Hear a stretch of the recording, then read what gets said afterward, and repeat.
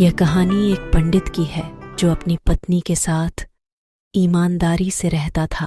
श्री कृष्ण और अर्जुन अपने महल के बाहर बातें करते हुए एक दिशा मार्ग करते हैं जिस गांव में वह पंडित रहता था। अर्जुन बोले, जी स्वामी, आज देखते हैं कि कलयुग में कितना सत्य है। इसीलिए मैंने अर्जुन यह पंडित के गांव की दिशा मार्ग की है। चलो चलिए स्वामी।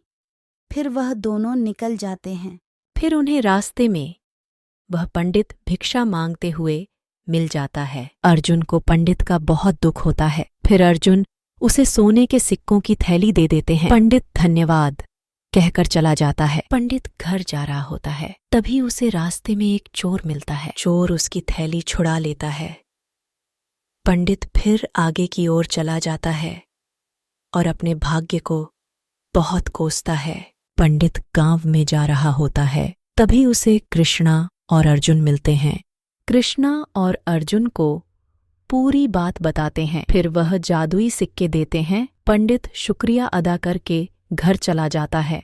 पंडित श्री कृष्ण और अर्जुन के बारे में पूरी बात बताते हैं। फिर वह पत्नी को जादुई सिक्का दे देता है। इसे संभाल कर रखना। वह कचरे के डब्बे में रख देती है। दूसरे दिन पंडित पूछता है कि जादुई सिक्के कहाँ रखे हैं। वह बोलती है, मैंने कचरे के डिब्बे में रख दिए थे, मुझे ध्यान नहीं रहा और मैंने नाली में फेंक दिया। अरे भगवान, अब तो मैं बर्बाद हो गया। पंडित भिक्षा मांगते हुए जा रहे होते हैं।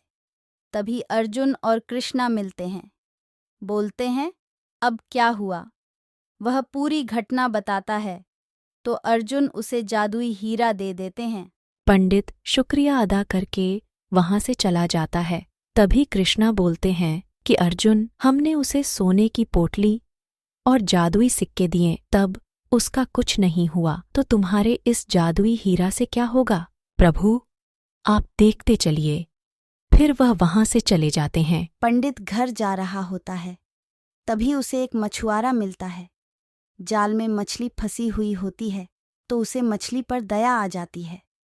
पंडित सोचता है, मेरा जादुई सिक्का और वह सोने की पोटली हिरा गई है, तो मेरा इस हीरा से क्या होगा?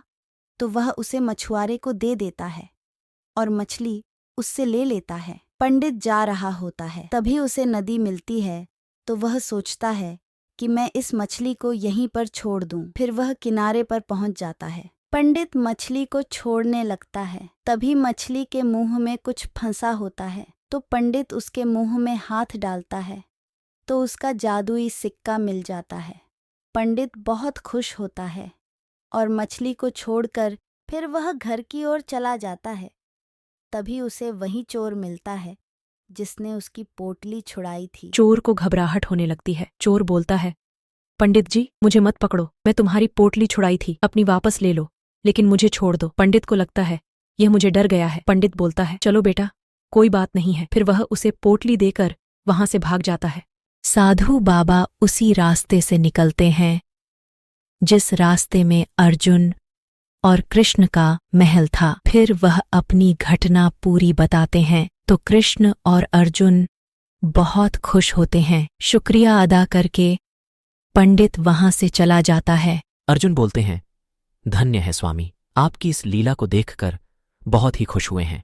अगर आप यह मार्गदर्शन नहीं चुनते तो आज इस कलयुग में यह देखने को नहीं मिलता। अर्जुन, इसीलिए मैंने इस ब्राह्मण का संघर्ष लिया है कि इस कलयुग में क्या हो रहा है। फिर वहां से चले जाते हैं।